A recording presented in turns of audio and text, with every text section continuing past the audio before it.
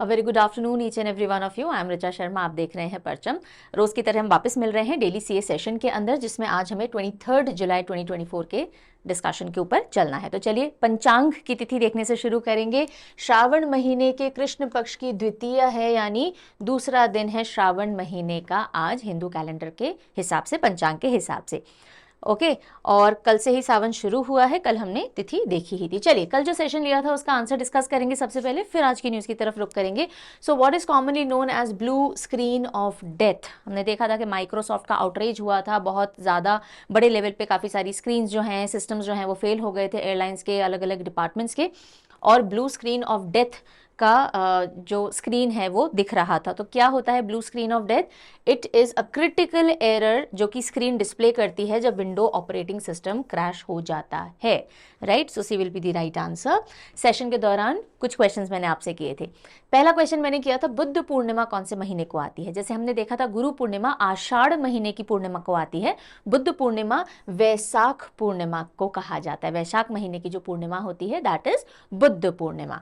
Then foreign secretary of India अभी हाल ही में कौन अपॉइंट हुए हैं? I had asked you, so Vikram Misri. और ये अपॉइंटमेंट मैंने आपसे क्यों पूछा था? Because new ambassador of India to US appoint हुए हैं क्वात्रा जी।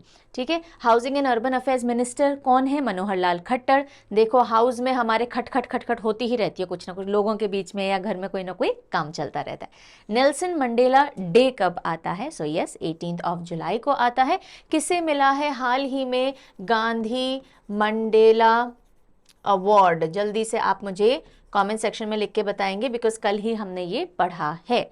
Gandhi Mandela award for the year 2020 दिया गया, अब दिया गया बिल्कुल। सो किसको दिया गया है बताइएगा। And question of the day का आंसर भी राइट मार्क किया है। सो आज हैप्पी सोल आपका रिस्पॉन्स पिक किया गया है। चलिए जी, अब आगे कुछ भी बढ़े ना उससे पहले प्रॉब्लम आ रही है कुछ बच्चों को, जल्दी से उसका रेजोल्यूशन मैं बता देती हूँ। नई वेबसाइट का पूरा आउटलुक जो है वो लॉन्च कर दिया गया है। एड्रेस वही है परचम की वेबसाइट का अभी भी, parchamclasses.in। देखिएगा, परचम ऐप का वेब पेज और parchamclasses.in वेबसाइट, ये दोनों अलग अलग चीज़ें हैं। ऐप को जब आप डेस्कटॉप के ऊपर यूज करते हैं तो उसको वेब एक्सेस ऑफ एप्लीकेशन कहा जाता है, परचम ऐप का, जहां से आप कोर्सेज और सब्सक्रिप्शन बाय करते हैं। तो उसको जब आप डेस्कटॉप पे एक्सेस करोगे तो क्लिज कोड, ऑर्गेनाइजेशन कोड आपसे पूछता है, वो आपको ये देना पड़ेगा। ये एप्लीकेशन है, this is a completely different thing. ये अभी तक इसी तरह से चल रही थी। जो parchamclasses.in है ये वेबसाइट है, वेबसाइट जहां से आप इंडिविजुअल पीडीएफ्स बाय करते हैं, राइट। और उसी का आउटलुक जो है हमने चेंज किया है, और उसको एक्सेस करने के लिए आप parchamclasses.in टाइप करेंगे। और एक नया फीचर हमने दिया है ताकि आप जो भी कुछ परचेज करो वो लाइफ टाइम एक्सेस आपके पास, आपके ऑर्डर हिस्ट्री में रहे। जैसे कि ये आपका प्रोफाइल बनेगा, तो जब भी आप इस वेबसाइट पे जाएंगे पहले इस आइकन पे जाइए, आपको रजिस्टर कीजिए। आपको क्या करना है? खुद को रजिस्टर करना है। एक बार आप अपना रजिस्ट्रेशन करके प्रोफाइल बना लेंगे, फिर आप कुछ भी परचेज करके कार्ट में ऐड कीजिए, बाय कीजिए, वो आपकी प्रोफाइल के अंदर ऑर्डर हिस्ट्री में दिखेगा। ध्यान दीजिएगा, आज ही मैं बता रही हूँ क्योंकि बहुत बच्चे प्रॉब्लम फेस कर रहे हैं। आप जो भी कुछ बाय करोगे यहाँ दिखेगा, नहीं दिख रहा है तो आप कॉन्टैक्ट कीजिएगा टीम को, हेल्पलाइन नंबर अभी मैं बताऊंगी। ठीक है, आप अगर पहले रजिस्टर नहीं करते हो, सीधे परचेज करने चले जाते हो, तो पेमेंट से जस्ट पहले वो आपसे रजिस्टर करने के लिए बोलेगा, पर रजिस्टर आपको करना पड़ेगा, तभी प्रोफाइल बनेगी और तभी आपके सारे परचेज ऑर्डर हिस्ट्री में दिखेंगे। Please make sure of it. ठीक है, ये कर लीजिएगा। और फिर भी प्रॉब्लम आती है तो ये हेल्पलाइन नंबर और ये ईमेल एड्रेस है, you can always contact on this. ठीक है, चलिए अब चलिए हम आते हैं इंपॉर्टेंट डेज की तरफ। और सबसे पहला इंपॉर्टेंट डे जो हमें देखना है वो है दिलीप पुरी सर का बर्थडे। नहीं, एग्जाम में नहीं आएगा, लेकिन आज दिलीप सर का बर्थडे है और अब मेरा भी बर्थडे आने वाला है। तो अब पूरा जो हफ्ता है बचा हुआ ये काफ़ी हेक्टिक होगा मेरे लिए, because parties and celebrations and घर एंड आपके डेली के वीडियोस मैनेज करना। I will try my best कि जितना हो सकेगा आई विल बी कवरिंग एवरीथिंग। और फिर भी अगर एक आधा दिन मिस हो जाएगा, जो कि मुझे लग रहा है होगा, तो आई will be coming up in the subsequent session. आगे आने वाले सेशन में कवर कर लेंगे। न्यूज़ आपकी कोई भी मिस नहीं होगी, हो सकता है 1-2 दिन का डिले हो जाए। ठीक है, बिकॉज मुझे पर्सनल और प्रोफेशनल लाइफ को बैलेंस करते हुए चलना ही है। चलिए, सो एग्जामिनेशन पर्सपेक्टिव से देखते हैं 23 जुलाई को इंपॉर्टेंट डे कौन सा आता है? National broadcasting day. National broadcasting day important है जी, ध्यान दीजिएगा। नेशनल ब्रॉडकास्टिंग डे, सबसे पहला रेडियो ब्रॉडकास्ट इंडिया में जो ऑन एयर गया था वो बॉम्बे स्टेशन से गया था, जो इंडिया ब्रॉडकास्टिंग कंपनी के अंडर में गया था। और इंडिया ब्रॉडकास्टिंग कंपनी जो थी, इसी का इस्टेब्लिशमेंट 23 जुलाई 1927 में हुआ और यहाँ से इसी दिन पहला ब्रॉडकास्ट किया गया। इसी को सेलिब्रेट करते हैं हम नेशनल ब्रॉडकास्टिंग डे के तौर पे, ठीक है। लेकिन ऐसा नहीं है कि 1927 में ही सबसे पहला ब्रॉडकास्ट हुआ इंडिया लेवल पे, यानी गवर्नमेंट की तरफ से पहला ये हुआ था। लेकिन इससे पहले प्राइवेट प्लेयर थे, बिजनेसमैन थे, जिन्होंने 1923 में रेडियो क्लब ऑफ बॉम्बे से पहला ट्रांसमिशन किया था। लेकिन अगर आप देखें कि भाई नेशनल ब्रॉडकास्टिंग डे क्यों मनाते हैं, तो इस वजह से मनाते हैं बिकॉज 23 जुलाई 1927 को इंडियन ब्रॉडकास्टिंग कंपनी एस्टैब्लिशमेंट में आई और पहला नेशनल ब्रॉडकास्ट हुआ था, ठीक है। फिर एक टर्म या एक बॉडी आप देखते हो, ऑल इंडिया रेडियो, ये कब आई एग्जिस्टेंस में? इसकी इमरजेंस हुई है 1936 में। इससे पहले इंडियन स्टेट ब्रॉडकास्टिंग सर्विस थी, जिसका नया इवॉल्व्ड रूप आया ऑल इंडिया रेडियो 1936 में। 1956 में आकाशवाणी को अडॉप्ट किया गया, ठीक है। पोस्ट इंडिपेंडेंस यानी इंडिपेंडेंस के बाद जो ऑल इंडिया रेडियो था उसको और एक्सपैंड किया गया और उसका नाम क्या अडॉप्ट किया गया? आकाशवाणी किया गया। फिर एक सर्विस थी विविध भारती सर्विस, जिसमें जो मूवी के सॉन्ग्स वगैरह थे वो प्राइमरीली बजाए जाते थे। सो वो 1957 में popular film music component add किया गया, विविध भारती सर्विस, ठीक है। तो ये सारा हमारा काइंड ऑफ एवोल्यूशन हमने देखा है कि किस तरह से ऑल इंडिया रेडियो, उसके बाद में ये हमारी आकाशवाणी, विविध भारती किस किस तरह से पिक्चर में आई। आज की अगर हम बात करें, all India radio 591 stations operate करता है। इंडिया की करीब 98% पॉपुलेशन तक इसकी पहुंच है, तो एक बहुत प्रोमिनेंट जरिया है किसी भी इंफॉर्मेशन को सर्कुलेट करने का। चलिए अगली न्यूज की तरफ रुख करेंगे। Department of school education and literacy से खबर है, शिक्षा सप्ताह मनाया जा रहा है स्कूल्स के अंदर।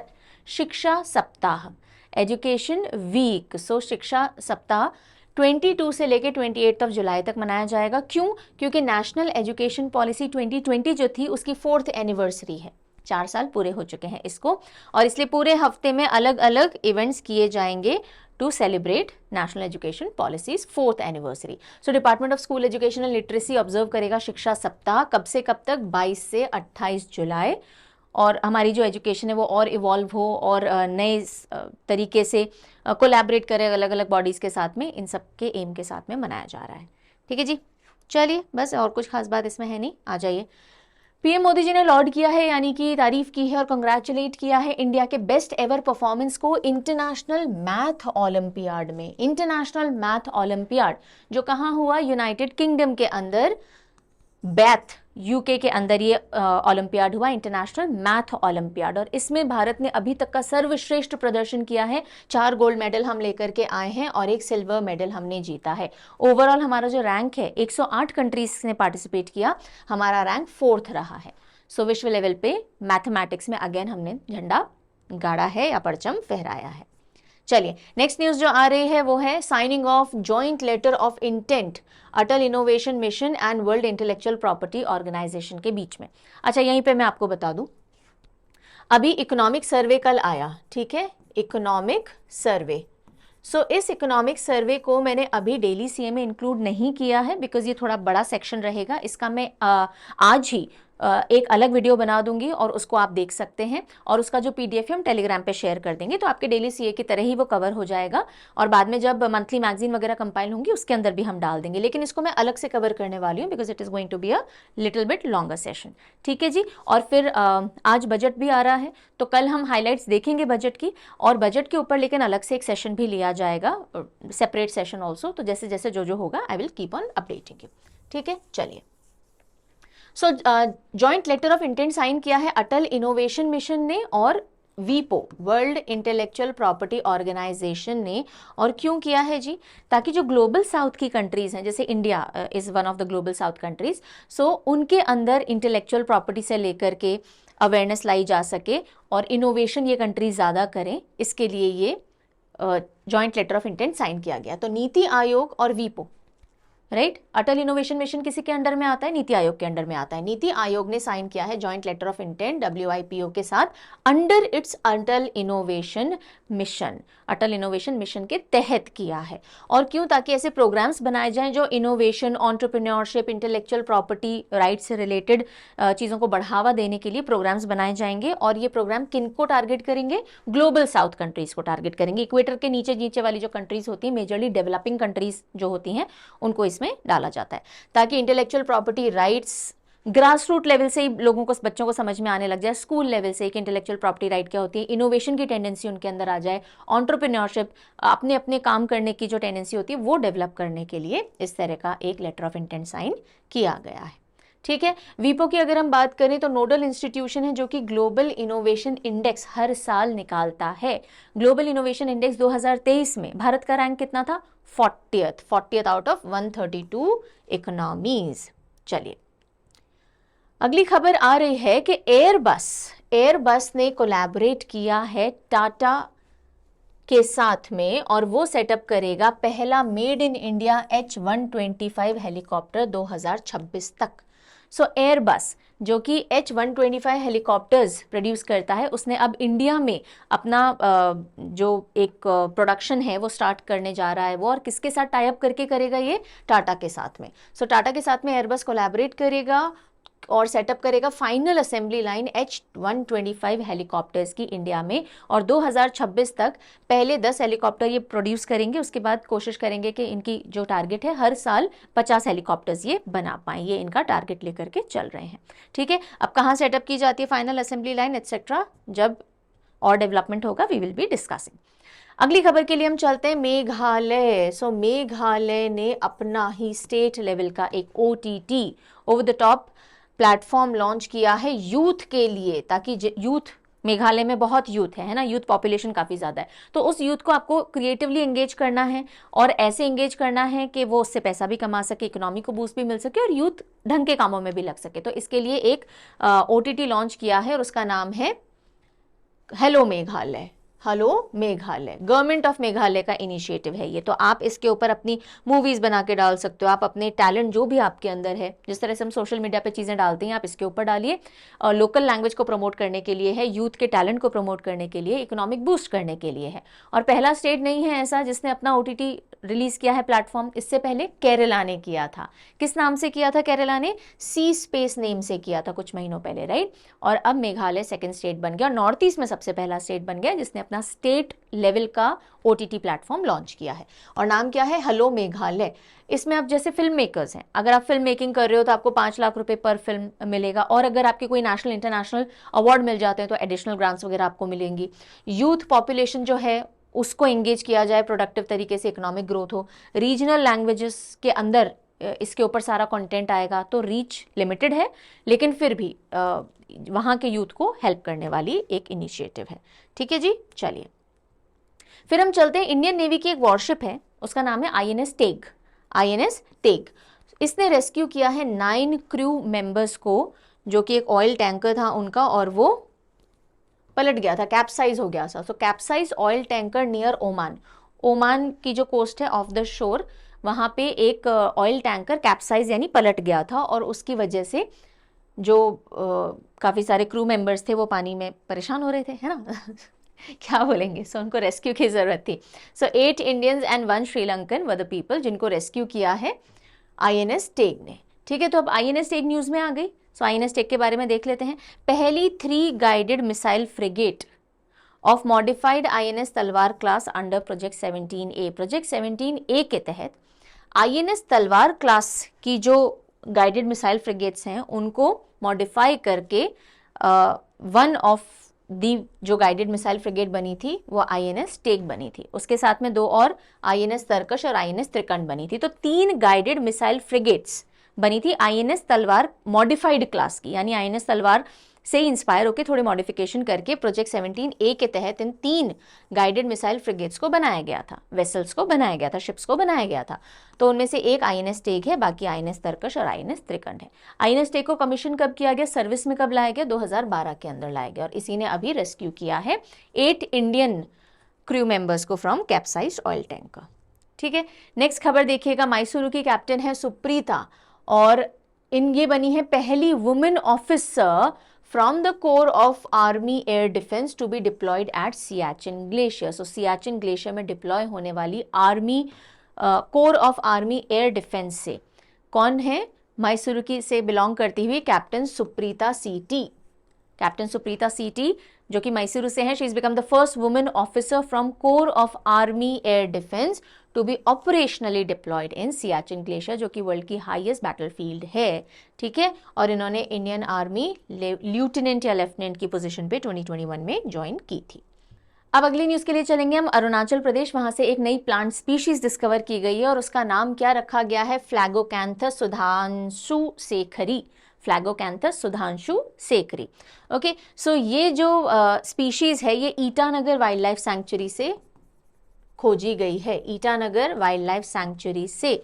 और ये कौन सी फैमिली को बिलोंग करती है, एकांथसी एंड फ्लोगाकैंथस जीनस को बिलोंग करती है। बिकॉज देखो ये जो दो नेम होते हैं ना, अभी अगली स्लाइड पे आपको दिखेंगे, इनको थोड़ा आइटैलिक्स में लिखना चाहिए था, राइट, सो नहीं लिखा गया है और ये छोटा होना चाहिए था, मतलब प्रॉपर जिस तरह से नेम लिखा जाता है वो यहाँ लिखा हुआ नहीं है, लेकिन आप आइटैलिक्स में लिखते हो। सो फ्लोगैकैंथस और फिर सुधांशु शेखरी, ये प्लांट स्पीशीज है जो ईटानगर वाइल्ड लाइफ सैंक्चुरी से पापम पारे डिस्ट्रिक्ट से खोजी गई है। And botanical survey of India के रिसर्चर्स ने इसको डिस्कवर किया है और ये जो नाम रखा गया है इसका वन ऑफ द रिसर्चर्स और साइंटिस्ट इन बीएसआई जिनका नाम है डॉक्टर सुधांशु शेखर दास, उनको ही ऑनर करते हुए ये इस स्पीशीज का नाम फ्लोगाकैंथस सुधांशु शेखरी रखा गया है, ठीक है जी। चलिए इंटरनेशनल डोमेन पे चलते हैं। जो बाइडेन ने अपना नाम वापस खींच लिया है प्रेसिडेंशियल रेस से, और क्यों, रीजन क्या दिया है, उनकी जो हेल्थ चल रही है उसके चलते ऐसा कहा गया है। So Biden withdrew from 2024 US presidential race और कंसर्न्स अबाउट मेंटल एक्विटी कि अभी हमने देखा ही था बीच में कई जगह स्पीचेस देने के दौरान उन्होंने किसी का नाम कुछ और कुछ भी बातें कही हैं और उसके चलते काफ़ी ज़्यादा क्रिटिसिज्म भी उनको झेलना पड़ा है और उनकी पार्टी से ऑब्वियसली प्रेशर भी आ रहा होगा। इसके चलते उन्होंने अपना नाम वापस ले लिया है और अब किसको एंडोर्स किया है कि मेरी जगह किसको खड़ा होना चाहिए। सो वाइस प्रेसिडेंट कमला हैरिस का नाम इन्होंने प्रपोज किया है। अगर ये नेम एक्सेप्ट हो जाता है so Kamala Harris will be the first black and Asian American women who will be running for US presidency। बनती है नहीं बनती वो अलग बात है, ठीक है। सो ट्रंप के अगेंस्ट कौन खड़े होते हैं, लेट अस सी। अब हम चलते हैं स्पोर्ट्स डोमेन में। आज स्पोर्ट्स से काफ़ी सारी न्यूज़ हैं। सबसे पहली खबर आ रही है एटीपी स्विस ओपन से। ATP Swiss open association of tennis professionals जो कि मेल टेनिस को गवर्न करने वाली बॉडी है। सो एटीपी स्विस ओपन के अंदर यूकी ब्राम्बरी जो कि इंडिया के हैं एंड अल्बेनो ओलिवेटी ये इनके फ्रेंच पार्टनर हैं। सो इन्होंने मेंस डबल टाइटल जीत लिया है एटीपी स्विस ओपन का। So India's Yuki Bhambri and French partner इनके Albano Olivetti Swiss Open ATP tour tennis tournament men's double इनके नाम आ चुका है। फिर हम आते हैं एटीपी के अंडर में ही आता है Swedish open mains single trophy किसने जीती, तो स्वीडन के अंदर खेला जाने वाला Swedish open mains single trophy Nuno Borges ने जीती है। नूनो बोर्जेस किसको हराया है, राफेल नडाल को इन्होंने फाइनल्स के अंदर हरा करके ट्रॉफी अपने नाम की है। Then Kiran Pahal wins gold medal in women 200 metre at summer athletics championship या कॉम्पिटिशन इन वॉर्सो। वॉर्सो किसकी कैपिटल है, जल्दी से लिखिए, ये किसकी कैपिटल है, दिस इज द कैपिटल, आपको कंट्री का नेम बताना है, ओके, कंट्री कौन सी है। सो वॉर्सो के अंदर चल रही समर एथलेटिक्स कॉम्पिटिशन 2024 के अंदर विमेन 200 मीटर में who has one gold medal, India से किरण पहल पहले नंबर पे आई हैं। Kiran Pahal 200 metre women summer athletics competition के अंदर। देन ऑस्ट्रेलियन फॉर्मूला रेसर नाम है ऑस्कर पियास्त्री, पहला इन्होंने अपना फॉर्मूला 1 रेसिंग जीती है और कौन सी है वो, हंगेरियन ग्रैंड प्री। सो ऑस्ट्रेलियन फॉर्मूला 1 रेसर है Oscar Piastri and he secured his first ever formula 1 title victory किसमें, हंगेरियन ग्रैंड प्री में। तो अगर आप हंगरी हैं तो पेस्ट्री खा लीजिए, पियास्त्री, राइट, इस तरह से ध्यान आप रख सकते हैं। अच्छा, फॉर्मूला 1 तो हम इतने टाइम से पढ़ते ही आ रहे हैं, एक सेकंड टियर की रेस भी होती है, यानी सेकंड लेवल की रेस भी होती है, फॉर्मूला 2 F2 जिसे हम कहते हैं, उसका सर्किट थोड़ा डिफरेंट होता है। सो कुश मैनी इन्होंने सिक्योर किया है अपना पहला F2 victory at Hungarian Grand pre. तो हंगेरियन ग्रैंड प्री फॉर्मूला 1 भी होता है, फॉर्मूला 2 भी होता है। फॉर्मूला 2 के अंदर सबसे पहला खिताब किसने जीता है, अपना मेडन कुश मैनी ने जीता है, बिकॉज जो अदरवाइज विनर बने थे रिचर्ड वर्शकूर, वो किसी ना किसी उन्होंने टेक्निकल टेम्परिंग की थी, इन्फ्रिंजमेंट किया था, कोई रूल ब्रेक किया था, उसकी वजह से वो जीतने के बाद भी डिस्क्वालीफाई कर दिए गए। So Kush Maini has become the first ever Formula 2 win, इन्होंने अपनी मेडन विन अपने नाम की है हंगेरियन ग्रैंड प्री में। ठीक है जी, ओके। देन हम आते हैं मोनोलो मार्क्वेज की तरफ। So Manolo Marquez appointed head coach of Indian men's football team. So Bharat की जो मेंस फुटबॉल टीम है उसको अपने हेड कोच के तौर पे कौन मिले हैं? मैनोलो मार्क्वेज मिले हैं, and he will be coaching the team from now on, head coach के तौर पे। नेक्स्ट न्यूज के लिए देखिएगा, गौतम गंभीर जी ने अनाउंस किए हैं 2 असिस्टेंट कोचेस। सो गौतम गंभीर अभी इंडिया टूर टू श्रीलंका होने वाला है, उससे पहले प्रेस कॉन्फ्रेंस हुई तो उसके अंदर गंभीर ने अनाउंस किया है that Abhishek Nayar and Ryan ten Doeschate ये 2 असिस्टेंट कोच की तरह असिस्ट करेंगे गौतम गंभीर को to coach team India. Then एक रिटायरमेंट अनाउंसमेंट आया है PR श्रीजेश की तरफ से। PR श्रीजेश दिग्गज खिलाड़ी and goalkeeper, ace goalkeeper from India. So इन्होंने अनाउंस कर दिया है कि पेरिस ओलंपिक गेम्स के बाद he will be retiring from this particular sport. So 18 years का इनका करियर है, 328 इंटरनेशनल गेम्स में इन्होंने रिप्रेजेंट किया है इंडिया को। हाईएस्ट कैप्ड करंट गोलकीपर हैं पूरी दुनिया भर में हॉकी की क्षेत्र के अंदर। पद्मश्री से नवाजे जा चुके हैं 2017 में, खेल रत्न पुरस्कार 2021 में मिला, and International Hockey Federation goalkeeper of the year award लगातार 2021 और 22 में इन्होंने जीता था। So PR Sreejesh will be retiring after Paris Olympic games.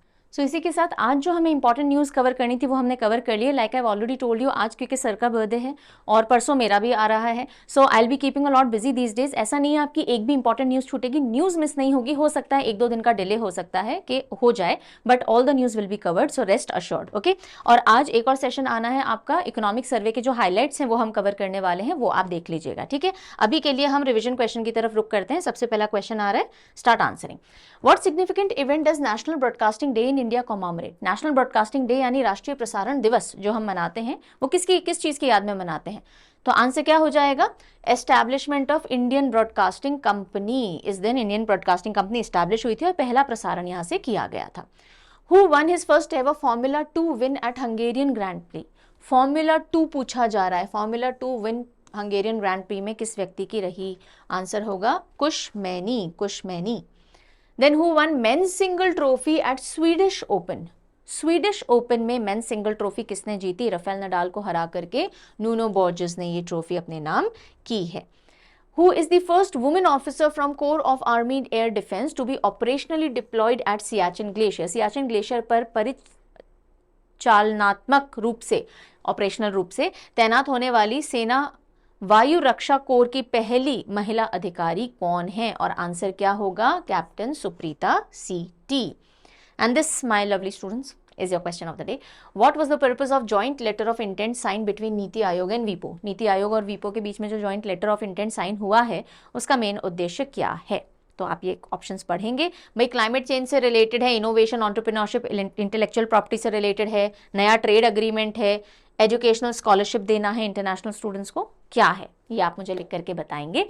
थोड़े दिन तक आप एडजस्ट करेंगे, न्यूज़ आगे पीछे हो सकती है, मिस नहीं होगी, मैं वापस कह रही हूँ। All the news will be covered just because I have to manage my personal and professional life. So 1-2 दिन का डिले चीज़ों के अंदर, कुछ न्यूज़ में मोटे मोटे न्यूज़ तो आप कवर करते चलोगे, कुछ जो सेकेंड लेवल ऑफ न्यूज़ मैं मानती हूँ उनको हम अगले दिन कवर करेंगे, ठीक है। See you soon, take good care of yourself, bye bye.